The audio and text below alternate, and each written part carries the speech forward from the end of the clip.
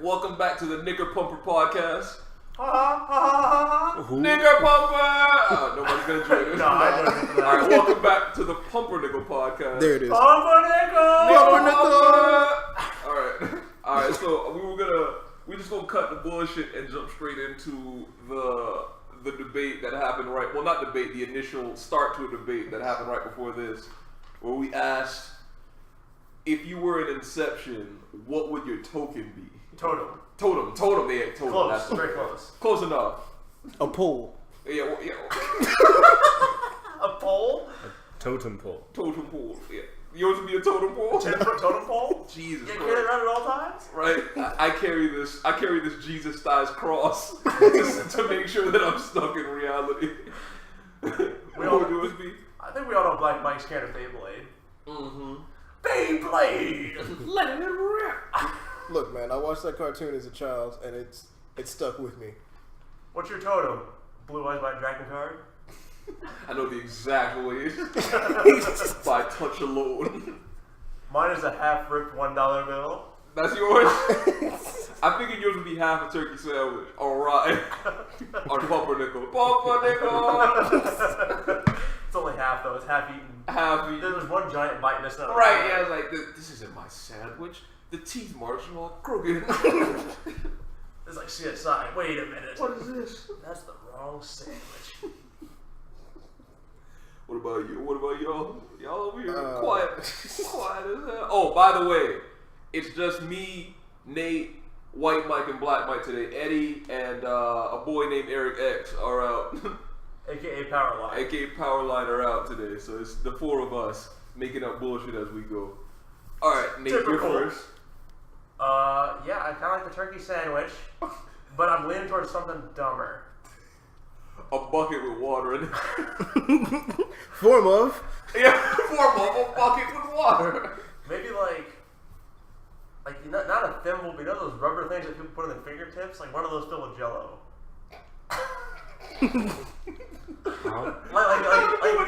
Like when you filter through a lot of sheets of paper and get that rubber fingertip? Yeah. Like one of those. I thought you were gonna do something like a pen dispenser filled with Adderall or some shit. That's not bad. That's not bad at all. Alright, so yeah, a thimble filled with Jello. Is it solid Jello though? Or No, is it's like a condensed the powder, but it's condensed like an it's animal. packed in tight? You're just like, oh, it's got Jello in it, so they turn it over and it just splashes out. It's like, no, Jello powder. Yeah, but it's compressing it really hard like a tablet. Oh, Jesus Christ. So, this guy's retarded. Right. Jello tablets. Yeah. Jello shots, but it's just dry powder. Nate just got hard. Can you, hold on, this might be a really dumb question. Can you powder alcohol? Vodka? Yes. You can? Mm-hmm. So I can make a tablet that's Jello shot. Like an Advil. Yeah. Why is this not a thing? It is a thing. What? There it is. It is a thing. It is. It is? Powdered alcohol, yeah. No, he's saying, Like you rip open a packet and you pour it in water like emergency or something. It's... what level of alcoholic do you have to be to keep powdered alcohol on you at all times? I believe you. I totally believe you. Wait. So, why am I not hearing more about this? Because it doesn't get you drunk enough. Huh? You have to consume a lot of it. Well, what? You also because of the content. Yeah. Like You also it's got to not be struggling. Yeah, you got to be at next level strong because you want the taste of vodka. You know, like Jesus I don't Christ. understand. How is it, if you powder it, how is it not stronger? It's not pure ethanol. It's ethanol bound to a powdered substance. Oh. Yeah. I was thinking you powdered straight ethanol. No, that doesn't exist. Can that exist? You can have solid ethanol, but it's going to be like frozen, Right. cold solid. Like, and it's like well below water, right? Because alcohol by default is lower. Okay, so you can't just like pack this stuff into a capsule like I'm thinking. You have to buy it to another solution. Yeah, you have to like bring your own water supply. Just add water and you So get shit Nate's totem is powdered vodka. There you go. Now I'm still sticking with that thimble for right now, but I might come back to something else. There it is. What about you, White Mike? I was gonna go with like a flask or something. Yes, yes, or a one Yingling. Yeah, I know the feel. a lighter. that I carried in Nam. You're right. Back in Nam. Back in the name. And then look up at him and it's like, how old are you? He's like, nah, I never was in Nam. But Yeah. No, I went there on summer vacation. on some vacation. Summer camp. Went there in Nam, got it at the Got this. the airport. What would yours be? Mine would probably be a handheld video game system of some sort. It'd be the small screw from the glasses. The itty bitty screws that you can never tighten. Harry Potter's on The Boy Who Lived. It's got tape in the middle. I know how these glasses feel. Oh, those are mine, alright. Actually, yeah, Oh shit. probably like a pair of glasses, cause like It's reasonable. no, well, I've been wearing these glasses my whole goddamn life, so like I don't You even wanted to do contacts? no. Really? Yeah, no, I've seen too many. I grew up watching Scooby Doo. It's just like, bitch lost the glasses, but she found them. If you drop a contact, that's it, bro. But you could do LASIK too. You never thought about that? I thought about that too, but then I thought about human error dealing with shooting lasers into my eyes, and I was like, you know what? You're not the beta run. Like LASIK's been out for like 10 plus years. It's also got some guy with like a laser pointer in the back of the room shooting you sniper style. You get like He slowly points it towards your eyes like a laser pointer. Like, all right, I'm going right over the a big laser pointer. Yeah. He's like, you read the front. Does that say big on it? No, you're Takes good. the whole left eye. Nah, big man, you good? Nah, big dog, you good? If the doctor walks up to like, That's okay. that's it. Yeah, it's all We'll right. just buff that out. Yeah, rubs his eye, spits on his shoulder, and just like rubs his eye.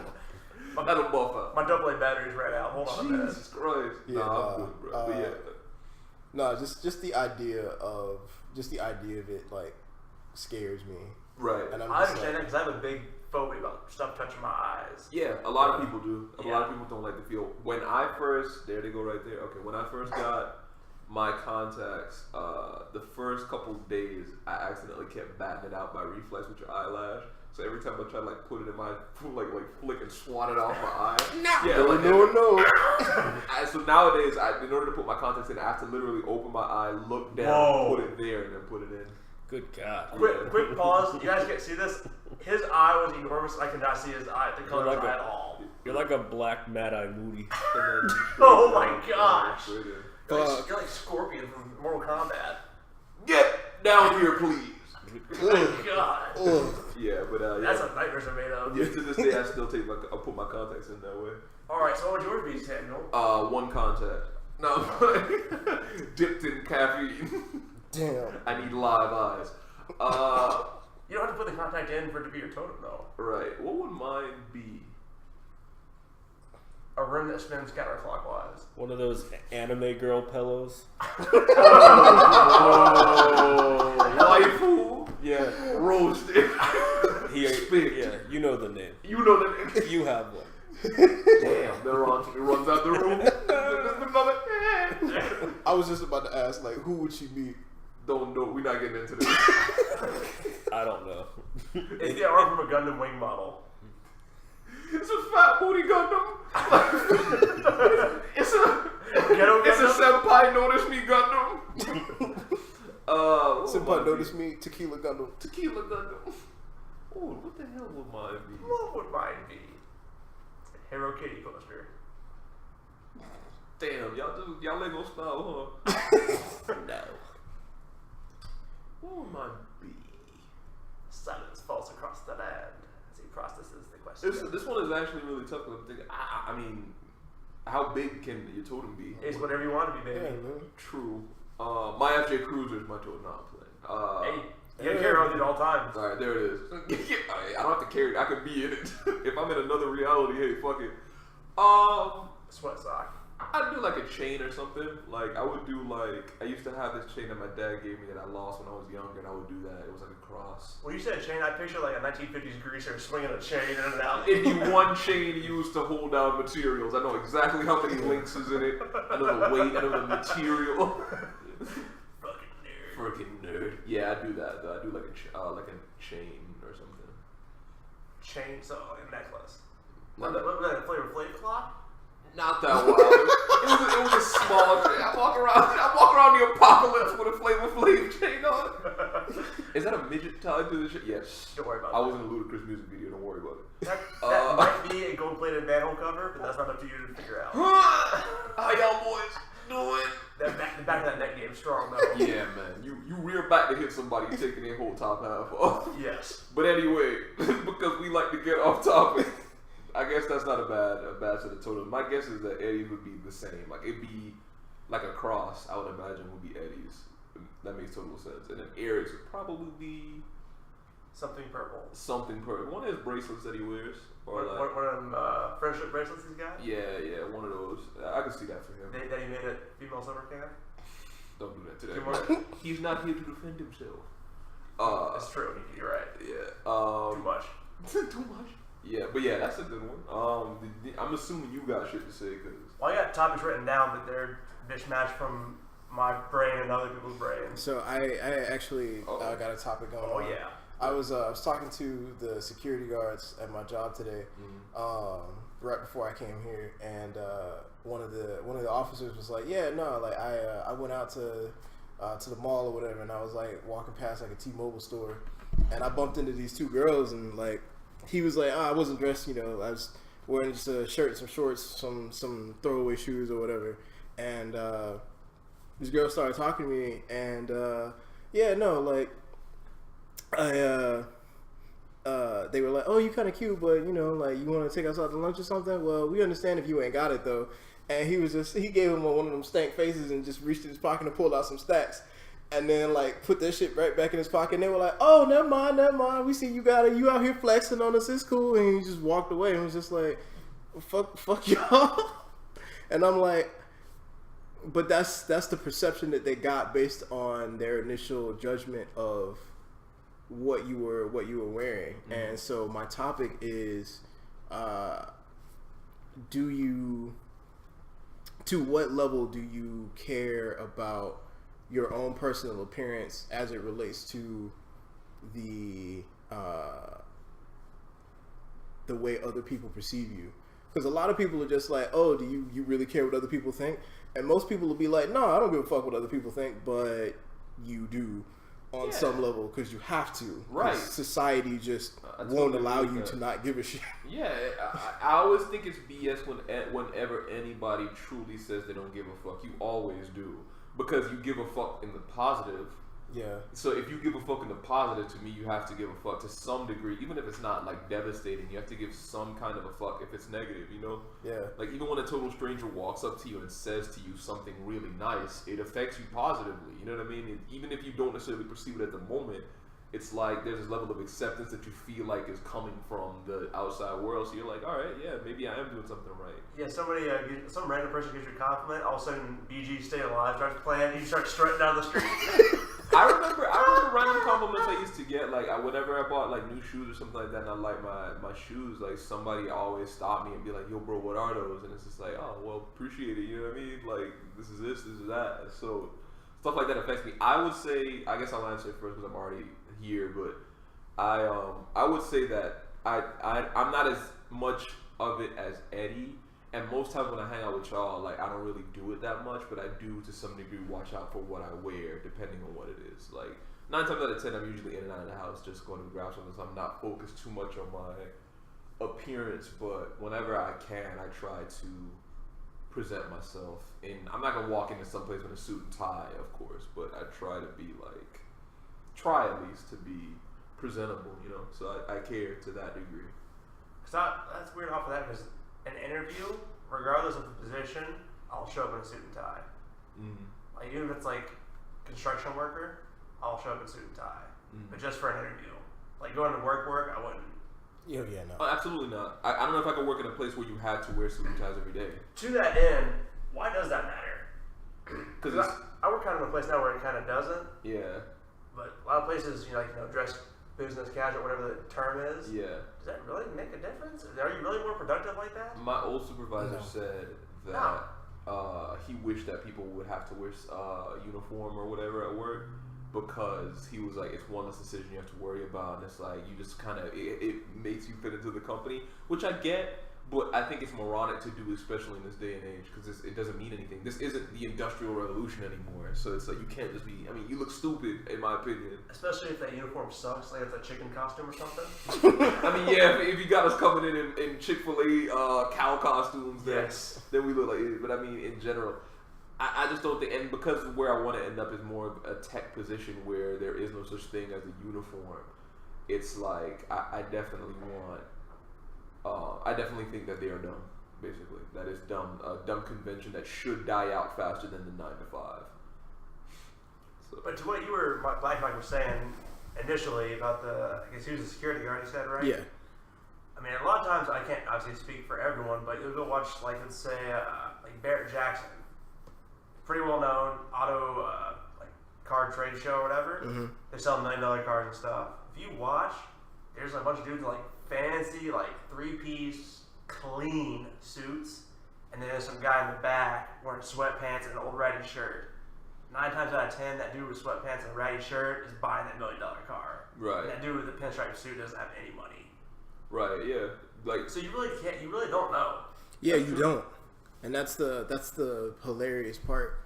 And one of the reasons why I personally don't like working in like an office or corporate environment is because like they do want you to wear that like business casual so you look professional. So because it's one of those things where it's just like you're a mirror of the company, and so we want you to some degree look a certain way so that way you basically look presentable, so that makes us look presentable. There's something to that. I mean, yeah, like, you know, like one of my employees like doesn't give a fuck because he knows he's like at the bottom of the totem pole, so he'll like show up in like ripped jeans and shit. And like I'm as a manager, I'm like looking at him like, you're a really good employee, but like you don't look like someone I would have clients talk to at all. Yeah. Like there's a level of like, I mean, like, don't get me wrong, he's comfortable and he's relaxed and like his style is fucking outrageous. But just that level of presentation just doesn't look professional. And so I'm like, I get it, but also like I'm not comfortable in the shit that I wear to work. Like I have to wear, well, I don't technically have to, but like there's the perceived notion like as a manager I need to be that much more level of like dressed up in order to like look like I deserve the position that I have. So it's like, but I'm not comfortable in this shit at all. Well, no, why would you be? The thing is, though, would you rather have normal or below average worker or person dressed well, or scrub clothes but that person's on fire? Yeah. Scrub clothes, that person's on fire. Yeah, right. Because like you see, like the initial reaction's like, "Oh, this is gonna be terrible," and then as soon as they start talking, it's like, "Oh, yeah." Never mind. The problem with that is that it's one thing to say that when you know their work ethic, but the hard part is that, I mean, you would do that, but the hard part is that the average person is not going to hire a person on that principle. Correct. Yeah, I mean, like, so it's like, because they're never going to find out about the work ethic. It's just like, that's the initial perception of you. No matter whether we think about it or not, we make those perceptions immediately. The moment you see somebody, you have already made an assessment of what you think that person is like. Oh yeah. And so that's the reason why we all dress up when we go to fucking interviews. Yeah, it's like suit and tie looks presentable. That's why even if a person is homeless, even if they're poor, they are not poor when they wear a suit and tie. At least you don't raise the perception normally of this person being poor when they wear a suit and tie. And I'm not saying like it's gaudy, because if it's super gaudy, then it looks like a fashionable display. But if a person comes in a clean, like whatever suit, and it's just a normal suit, nice shoes, polished, everything, the perception is going to be that this person is wealthy or trustworthy even. Like a suit says trust, even though it may not necessarily mean it. Hell, most of the time it's not trustworthy. We all know. Yeah. Especially if you show up in that 17-button Steve Harvey suit. Right, and that's why, I mean, I don't want to take this down some weird path, but that's part of the reason why I think that, like, going both ways, the way you dress is an influence on the way people perceive you. So whether you're man or woman, you know what I mean? It goes both ways in regards to, oh, well, she dresses like this, so she must be like this. That is not an okay thing to do, but you can't stop the natural way a person perceives you. Yeah. They don't have a right to do anything to you, but a man or woman, but people are gonna view you whatever way depending on what you wear. If you walk into a business meeting with a bikini on, people gonna be like, "Look at this hoe." You know what I mean? Like, especially if you're a guy, right? And if you're a dude, they'd be like, "Get this dude the fuck out of here." Security, can we? Exactly. Yeah. Get this individual. And like I said, I'm not taking a stance on it. It's not right to treat somebody that way, but I'm just saying the natural progression a person's had is going to be that. Yeah, and like I thought it was interesting when the security guard brought this up because like my whole life I haven't really given a shit. We know. Well, you know. Also, fuck you. But like, on a side note, fuck you. I felt like an outcast when I was growing up because in a lot of ways I was. I didn't like a lot of shit that everybody was running their mouth about. I didn't really like most of the people that I was in school with. So like they would talk whatever the fuck they wanted to say about me. And it's just like, my grades are good. I don't give a fuck about all y'all idiots. I would wear whatever the fuck I felt like. My hair would be whatever the fuck it was. My shoes would be talking. I still didn't give a shit so long as I was in class. I didn't give a fuck.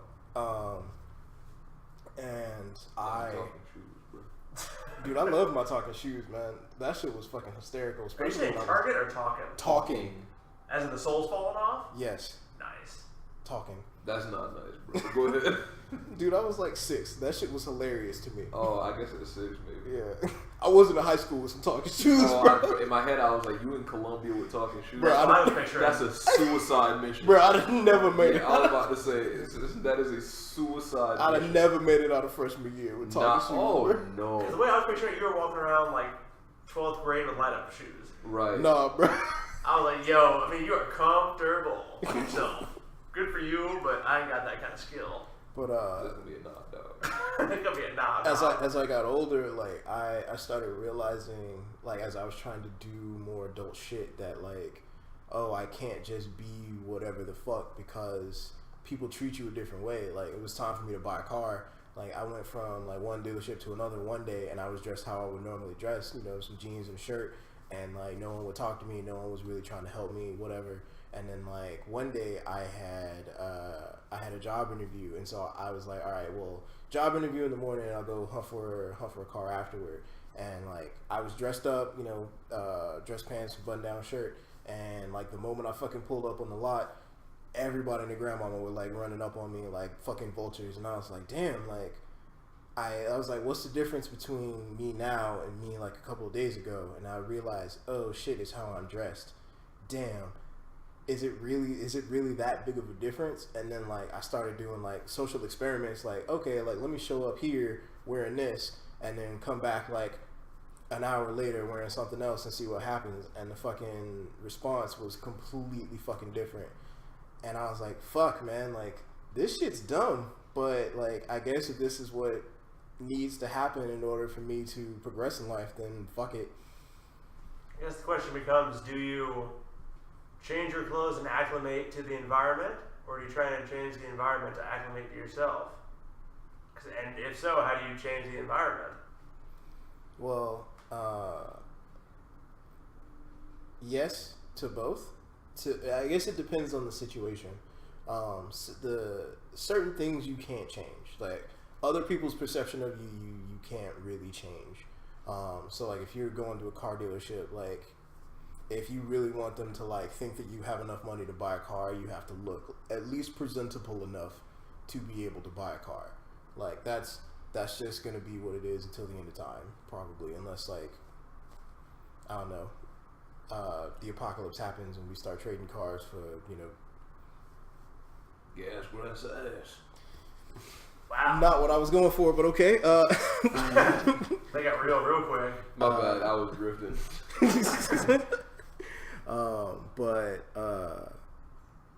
But like in the environment that I'm in now, it's just like, all right, well, like I don't want to be in this corporate environment and like be forced to wear clothes that don't represent who I am and essentially pretend to be something I'm not, like 5 days out of the week, every single day for however long I'm gonna be working.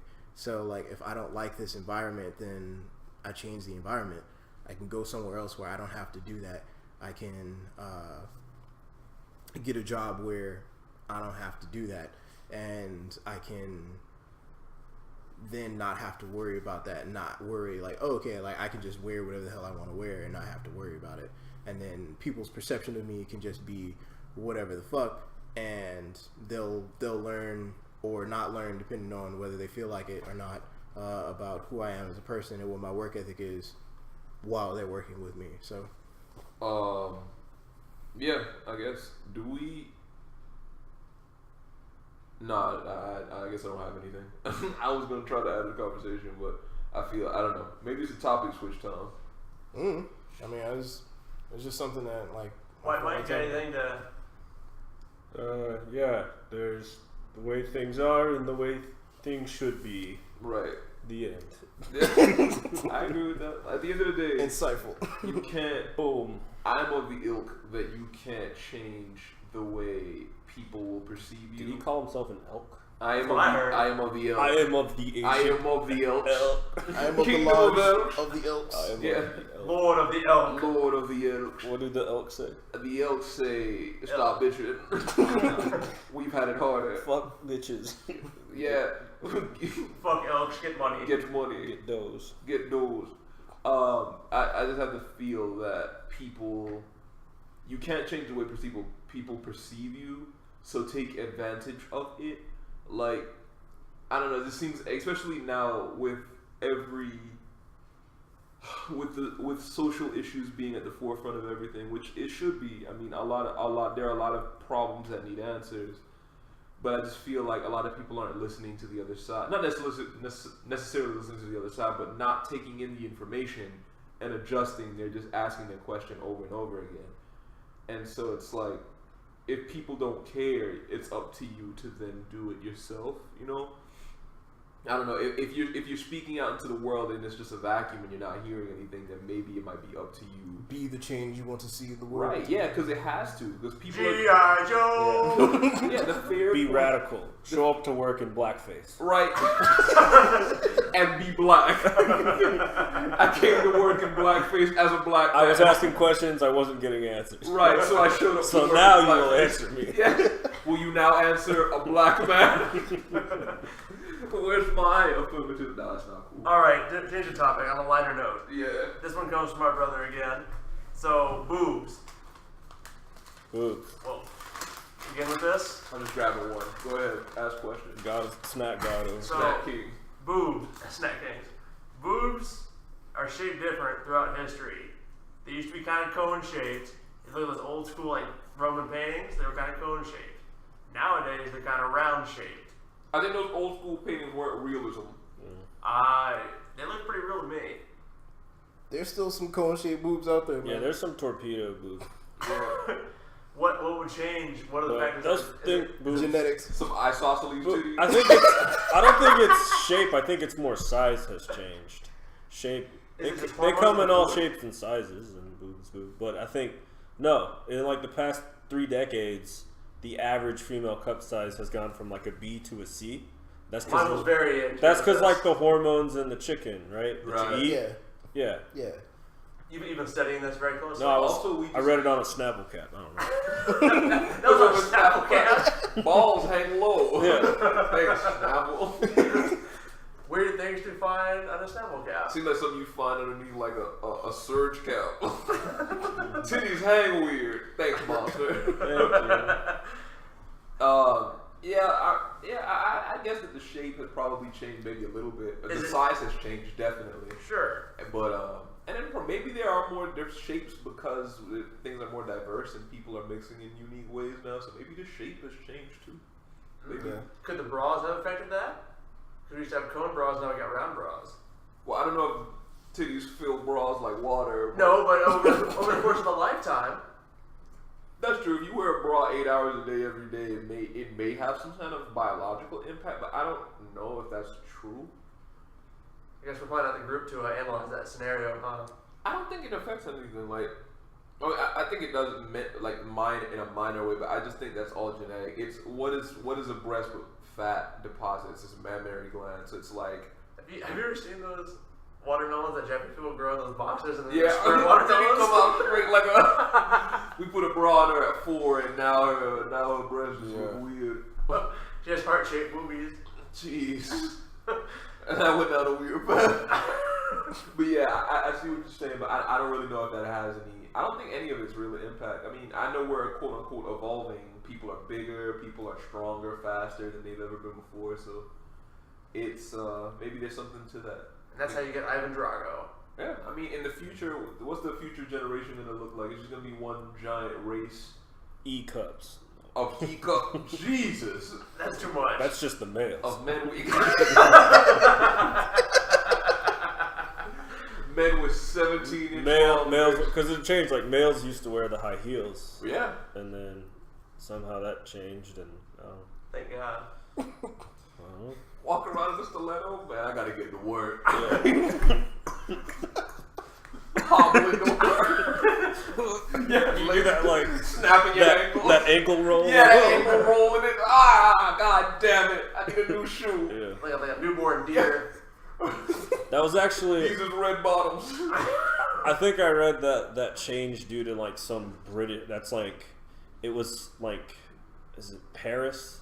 Like in the 1700s, it was fashionable for men to have heels. Yeah, Louis and then like some British guy came in and was just like, these sassy. I don't give a fuck about my appearance. Wore flats, and then that should change. Yeah. So like the traditional suit and tie that you see today was born from like